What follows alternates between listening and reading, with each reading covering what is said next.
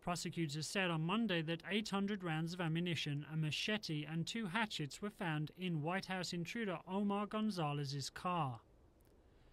It was also revealed that Gonzalez was arrested in July for reckless driving and evading Virginia State Police, while in possession of an illegal sawn-off shotgun, 2 sniper rifles, 4 handguns, and a map of Washington with a line drawn pointing to the White House.